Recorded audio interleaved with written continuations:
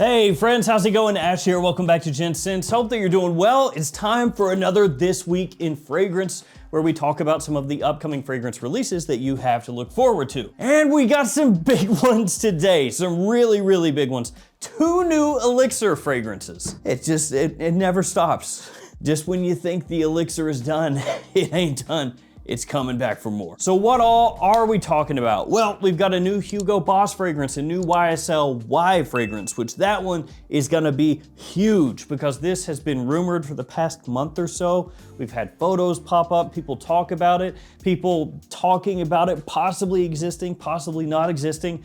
And now it is announced, we've got all the information on it. A new Montblanc, a new Issey Miyake, and a new Tom Ford Oud Wood. So yeah, a lot of big releases coming out. There are just non-stop fragrances coming out at the beginning of this year. I'll have linked in the description where you can go read more about the fragrances that I'm gonna talk about here today in case you wanna check it out in a little more detail. So that's gonna be in the description.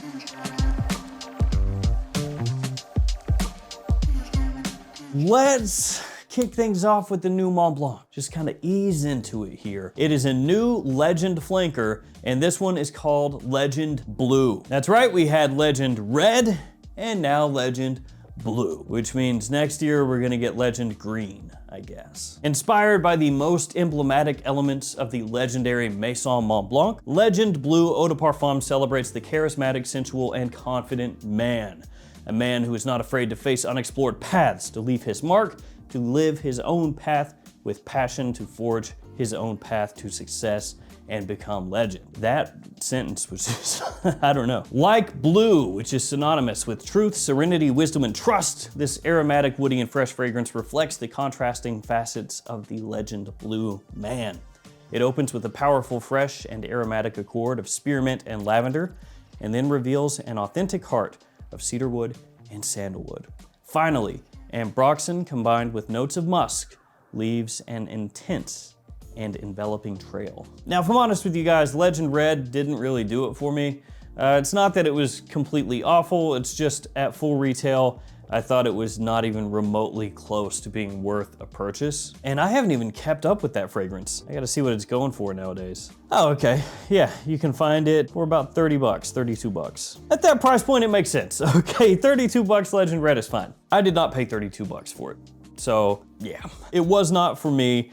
I think that it is solidly average and it's a decent, versatile, easy wearing kind of fragrance. Nothing to get too excited about. Nothing really unique or exciting, I guess you could say. So hopefully Legend Blue is gonna be better than Red. The note breakdown here, spearmint, lavender in the top, cedarwood, sandalwood in the mid, musk, ambroxan in the base. That is quite woody heavy. Cedarwood, sandalwood, combining with ambroxan, I would assume is gonna put forth quite a fresh, modern woody scent profile. What's really intriguing to me here is the spearmint. If they can pull this off, I think that's going to be the part of the fragrance that makes it or breaks it. Because at the end of the day, if this is a blue fragrance that's just some sweet lavender and then modern woods, don't know that that's anything to get too hyped up about. Could be another fragrance where you wait, pick it up at $30, and at that point, cool. But at full retail, I can't see too many people getting excited about something like that. So with the limited note breakdown we have here, I think everything hinges on the spearmint. If that's pulled off well, if it's good quality, if it's extremely brisk, refreshing, and smells at least a little bit unique, then hey, maybe we got something. And because it will eventually be a cheaper fragrance, you could have a future fantastic, cheapy type of scent for spring and summertime. Legend does have a lot of good fragrances in the lineup, including some of the ones that you really can't find anymore. They're actually very solid, really well done. Legend Eau de Parfum is solid. The Eau de Toilette, the original, that's very good. Smells like Fierce, but still smells good. Like I said, some of the ones you can't even find anymore are solid, and Night is actually pretty good also. So in general, it's a line of fragrances that's well done. Spirit, can't forget that one. It's just Legend Red was very mediocre. So hopefully this is a return to form and not something that becomes where every year Legend comes out with a new flanker and you go, oh, that's gonna suck again, isn't it? Yeah, hopefully none of that. Before we go any further, guys, here are some codes really quickly on the screen. Pause it if you want. You can use these codes at any of these websites to save a bunch of money. GS11, 11% off at fragflex.com across the whole site, as well as all the other dilly-dallies here. Let's talk one of the Elixir fragrances up next. We'll do the Hugo Boss and then the YSL. So the Hugo Boss fragrance is Hugo Boss Bottled Triumph Elixir. That's right, Triumph Elixir. It's like they had Elixir come out and a lot of people went, oh, whoa, Boss, what is this? Boss Bottled Elixir is fire. Doesn't really smell like Boss Bottled, but I liked what you did. And then they said, well, I guess just make a flanker of that. Yeah, so that's what we got. Boss Bottled Triumph Elixir.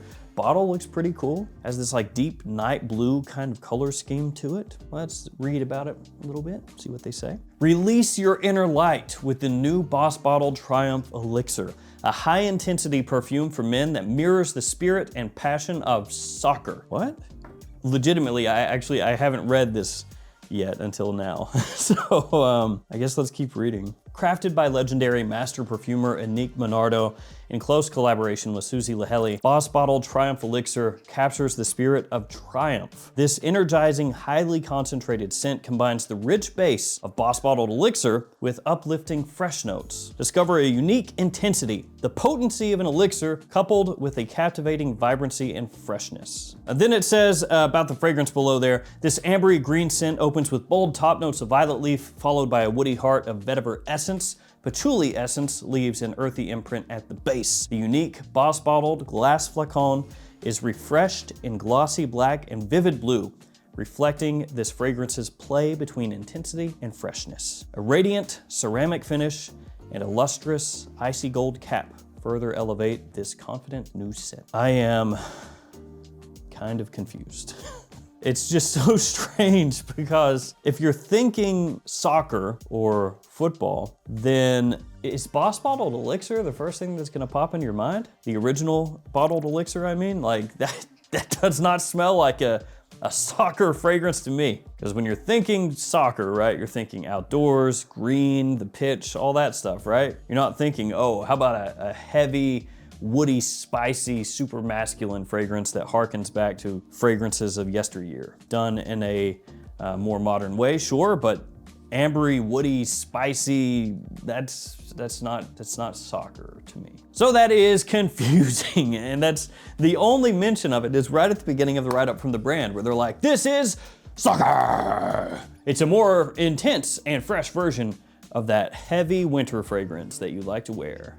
Fire, whoever came up with this. So the note breakdown here, violet leaf up top, vetiver in the mid, patchouli in the base, very simplistic note breakdown. Boss Bottled Elixir itself did not have a complex note breakdown, but it was a little bit more than this one. So vetiver and patchouli were both in the original Boss Bottled Elixir. Violet leaf was not, so I guess that's what's adding the green aspect here. The ambery green aspect. Obviously there's gonna be more going on in the fragrance than just 3 notes, but I don't know. I'm half confused here. Now, to be fair, I'm gonna give them the benefit of the doubt because Boss Bottled Elixir was great. Love that release. And I have faith here that this is gonna be really, really good. I love the color of the bottle, which does not mean anything, but in the press photo, it looks good. And, you know, Anique Menardo is super ultra unbelievably talented, working in close collaboration with Susie Laheli, so I'm sure it's gonna be great. But it does come across as like a little bit of a confusing message, at least to me. Maybe to some people it does not, but where they're saying, oh, intensity and freshness and soccer. And by the way, it's a flanker, a highly concentrated flanker of that one over there, which is, yeah, definitely not for spring or summertime use. It kind of makes you go, well, what exactly is the idea here? So maybe it all comes together when we actually get the fragrance. Regardless, I'm looking forward to it. I'm hyped. I'm also confused. All right, time to talk about the new YSL Y. That is right, Yves Saint Laurent is getting into the elixir game. You know what that means. Chanel, looking at you. Dior's got one, YSL's got one. Everybody's got one at this point, it seems like. Yves Saint Laurent, Y Elixir. L'Elixir? I'm just gonna call it Elixir. It doesn't sound very good. You know, this is like butchered French. L'Elixir. YSL Elixir, the elixir of success from Yves Saint Laurent. The essential fragrance for the cultured man. Sophisticated, very enigmatic, intense, and full-bodied. Is the cultured man full-bodied, or is the fragrance full-bodied? I think the cultured man is full-bodied. The perfumer's word, Dominique Ropion. I worked on Y Elixir as a haute couture version of Y. This interpretation of Y is more intense, woodier, richer. Its sensuality was reinforced, which makes this opus the most luxurious yet. A new opus with the highest concentration of Y, a timeless intensity. The dark and white fougere from Wyconic, from Wyconic? What is it? From Wyconic blends with the most exceptional ingredients from the perfumeries in this new fragrance. Created by master perfumer Dominique Ropion. A deep, woody, and spicy interpretation of Y and unrivaled quality of raw materials. The most unique accord, Diva Lavender, exclusively made for YSL Beauty in Provence. A geranium accord harvested in the Oreca Gardens in Morocco at exactly 9.40 for its unique freshness. I am missing something there. 9:40 in the morning? I guess, like I don't know what else that could be. Harvested at exactly 9.40. I guess so. How would that work if that's what that is? I'm assuming it's probably not, and that I'm just missing something here. But you imagine that? Everybody's just out there in Morocco in the gardens with geranium, and they're like, 9:39, not yet, not yet. Second it ticks over, harvest. I don't know. The most opulent dark accord, a warm, resinous, and mysterious incense with a precious agar of natural origin with a leathery, sensual facet.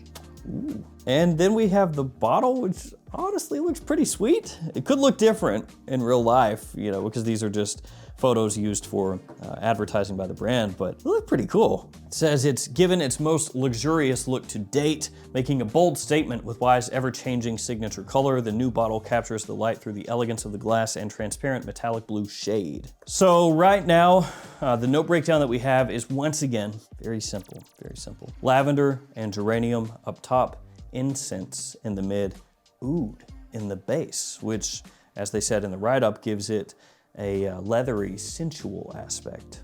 Now, obviously, we'll have to wait until it comes out to see.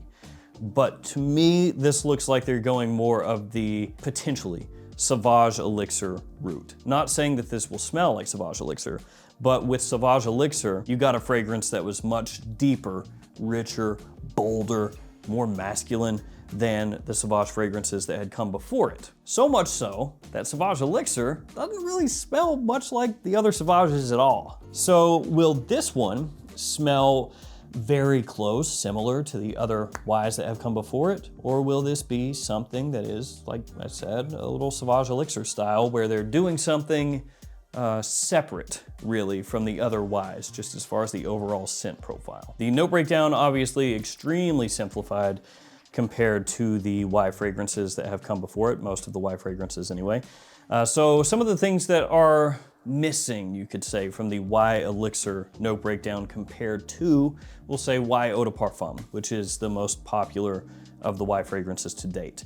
Well, just about everything. Because in Y Eau de Parfum, most people would say, oh, the apple, the sage, the amberwood, the tonka, juniper in there, ginger, those are the things that really jump out and grab your attention. Citrus as well. And then you look at the Y Elixir note breakdown, and it has literally none of those. Of course, oud is a first in the Y lineup, and then off the top, lavender, and no citrus, no apple, no fruits showing at all in the note breakdown as it is right now.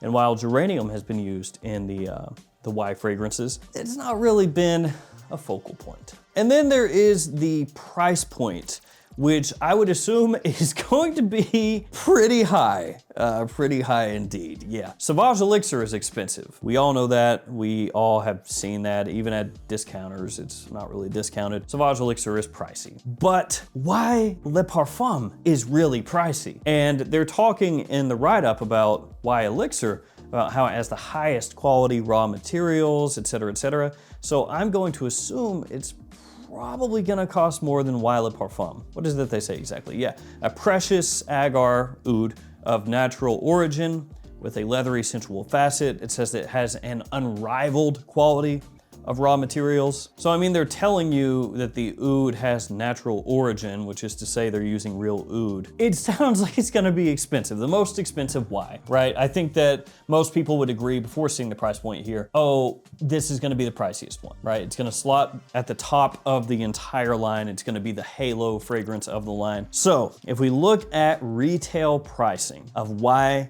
Le Parfum, Y Le Parfum for a 2-ounce bottle, 60 mils, $160 US. A 3.3 ounce 100 ml bottle, $190 US. This is on Yves Saint Laurent's own website, their US website. Now, obviously you can find Y Le Parfum for cheaper than that. You can go to discounters, you can pick it up for, you know, around $100 or so. But still, at full retail, Sephora, Ulta, in the US, Y Le Parfum is nearly a $200 fragrance. And I have a feeling that Y Elixir is gonna be pricier than that. You could be potentially looking at a $225 fragrance or something like that for Y Elixir. I don't know for sure. It could be cheaper than that. That would be awesome. If it's cheaper than Y Le Parfum, I'll be amazed.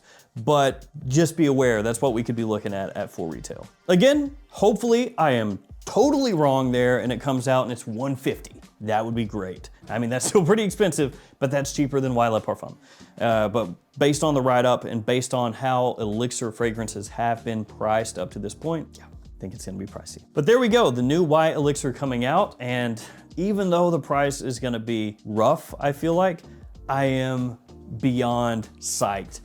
Because they are either going to absolutely crush it and it's going to be absolutely fantastic, amazing, or it's gonna be horrific. And I'm excited to see which one.